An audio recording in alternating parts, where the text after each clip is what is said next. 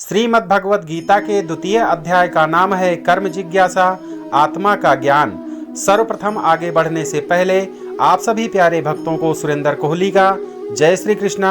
आप सभी प्यारे भक्त लोग हमारे डी गीता ज्ञान यूट्यूब चैनल को सब्सक्राइब करके बेल घंटी को टच करके आल पर जरूर लगा दीजिए, ताकि हमारी समस्त वीडियो का नोटिफिकेशन आप सभी को हमेशा पहले मिलती रहे।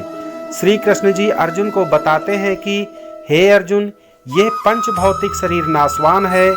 अविनाशी परमात्मा जो आत्मा सहित शरीर में नित्य रहते हैं, साधारण साधक पूर्ण परमात्मा व आत्मा के अभेद संबंध से अपरिचित हैं। इसलिए प्रमाण रहित को आत्मा के साथ नित्य रहने वाला अविनाशी कहा गया है। इसलिए हे भरतवंशी अर्जुन, युद्ध करो, चिंता मत करो। अध्याय 2 के श्लोक 19 से 21 तक का भाव है कि सर्वव्यापक पूर्ण परमात्मा आत्मा के साथ ऐसे रहते हैं जैसे वायु में कहीं कहीं गंध होती है। वायु का और गंध का कभी न अलग होने वाला संबंध है, परंतु गंध का स्थानांतरण होता है, तब वायु साथ ही रहती है। इसी प्रकार वायु को परमात्मा जानो और गंध को आत्मा समझो। आत्मा का ना तो कभी जन्म होता है, ना ही मृत्यु होती है, और ना ही आत्मा किसी काल में जन्म लेती है और ना ही कभी मृत्यु को प्राप्त होती है। आत्मा अजन्मा, शाश्वत, अविनाशी और चिर नूतन है। शरीर का विनाश होने पर भी इसका विनाश नहीं होता।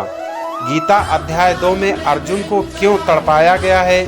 श्री कृष्ण जी के अनुसार यदि आप स्थिति का ध्यानपूर्वक अध्ययन करें तो इन सब का कारण अहंकार के अलावा और कुछ नहीं है। प्रेम कृष्ण का दृष्टिकोण है और भ्रम अर्जुन का दृष्टिकोण है।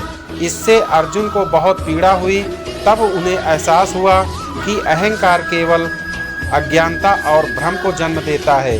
गीता के द्वितीय अध्याय का महत्व क्या है, यह श्री कृष्ण जी ने बताया। गीता के दूसरे अध्याय सांख्य योग में कुल 72 श्लोक हैं, जिसमें श्री कृष्ण अर्जुन को कर्म योग, ज्ञान योग, सांख्य योग, बुद्धि योग और आत्म का ज्ञान देते हैं। यह अध्याय वास्तव में पूरी गीता का सारांश है। इसे बेहद महत्वपूर्ण भाग माना जाता है।